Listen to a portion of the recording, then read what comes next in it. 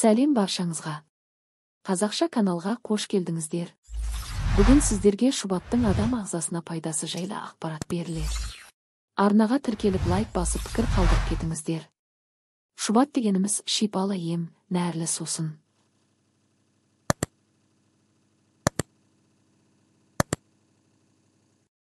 Халық оның емдік, қоректік қасиетін көптеген ауруға ем ретінде пайдаланады.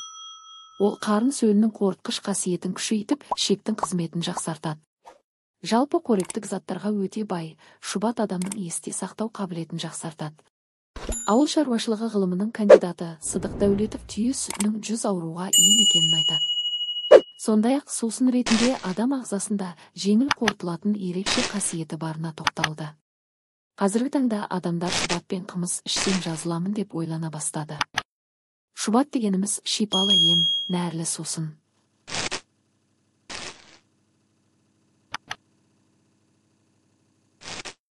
Халық оның емдік, қоректік қасиетін көптеген ауруға ем ретінде пайдаланады. Ол қарын сөлінің қорытқыш қасиетін күшейтіп, ішектің қызметін жақсартады. Жалпы қоректік заттарға өте бай. Мысалы, қымыз құнарлылығы 528 кал болса, сиырдікі 660 кал, ал түйенікі 911 калға тең. Яғни 1 литр шұбат адам ағзасының дәрумендер мен микроэлементтерге деген тәуліктік қажеттілігін толықтай қамтамасыз етеді дейді Сыдық Дәулетұлы. Түйе сүті созылмалы өкпе құрты, бауыр мен сары ауру, өт жолының қабынуын емдеуде таптырмас дәрі. Құрамында бір дәрумендері бар. Түйе сүтінің инфаркт пен инсульттің алдын алуда маңызы зор. Бұдан өзге қатерлік ісік пен қант диабетіне шипасы мол. Табиғи шұбат өнімдері адамның есте сақтау қабілетін жақсартып, ми тамырларының жұмысын ретке келтіреді.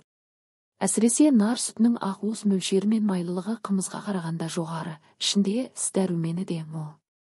Кальций, темір, кремний, магний, алюминий, күкірт, фосфор, мыс, мырыш, күміс микроэлементтері де жетерлік.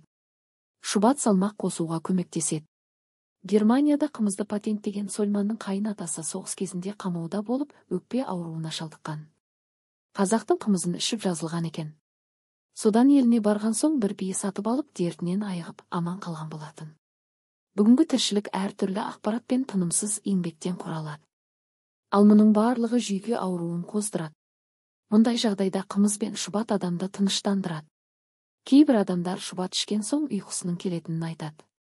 Бұл негізінен жүйке жүйесінің тынышталуымен байланысты, деді Сыдық Дәулетұлы. Негізінен түйе сүтінің сиыр сүтіне қарағанда дәруменділігі жөнінен 10 есе артық. Мұнымен қатар шұбаттың ауыр оталардан кейін науқасты қалпына келтіруге пайдасы зор. Күні бойы жұмыспен жүретін жастардың осы шұбат ішім салмақ қосатын кездері де көп. Қазір қалада қан аздық ауруына шалдығып, көп салмақ жоғалтқан азаматтар жетерлік. Мұның түп төркіні жастардың тынымсыз еңбектенуімен байланысты. Міне осындайда көбісі шұбат ішіп, дене бітімін қалпына келтіріп жатады. Түйе мен бие сүтіне жақын халықпыз. Қазақ хал амандығын сұрағанда, сөз төркінін мал жаның аман ба деп бастаған.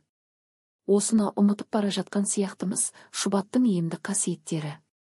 Шұбат түйе сүтінен дайындалатын сусын.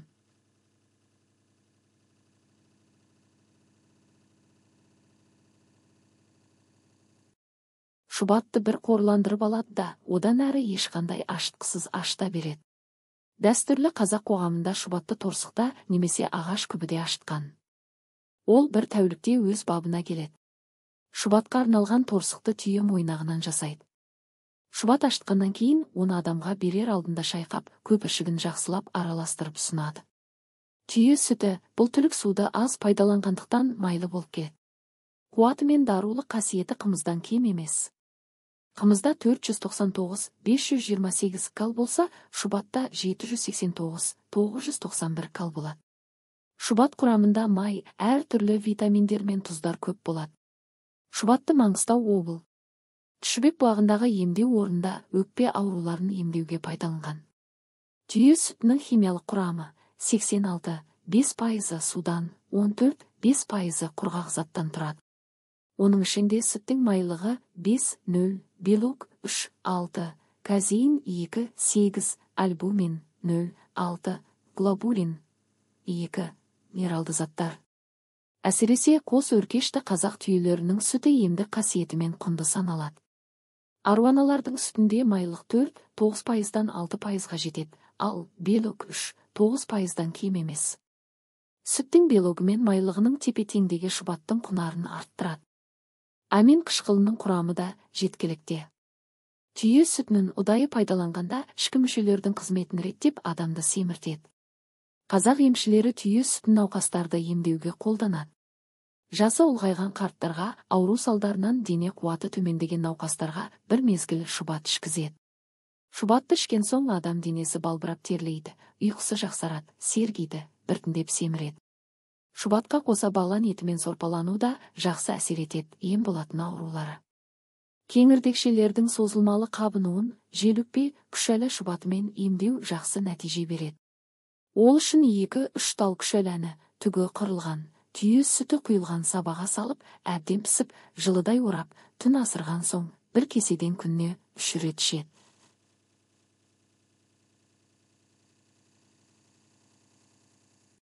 Осылай 2-3 ай жалғастырса, сырқат адам сауығып кетеді. Мұны күшәлі шұбат дейді. Асқазан мен ішек жолдарына қара жел байланып, ас қорыту нашарлағанда халық емшілері шай тосабы арқылы емдейді. Ол үшін іші тазаланып жуылған сырлы шәйнекке су құйып, тас шай, қалампыр, қара бұрыш, тұз салып, тезек отына шымырлатып қайнатады. Шәугімдегі дәрі-дәрмектердің нілі шыққан кезде 2 кеседей түйенің шикі сүтін қосып, қайта қайнатады. Әбден демделген қызыл күрең шайға қаймақ, сары май қосатта 1 рет 1-2 кесе ішеді. Бұл емді осылай бір мезгіл жасайды, жүрек ауруы бар адамдар байқап ішкені жөн. Пайдалану мөлшері жағдайға қарай болады. Түйе сүтінің құрамында май, белок, түрлі витаминдер және қант бар. Міне оқырмандар, шұбаттың адам ағзасы үшін пайдасы осындай. Дәрігермен кеңесуді ұмытпаңыздар. Арнаға тіркеліп лайк басып кетіңіздер достар.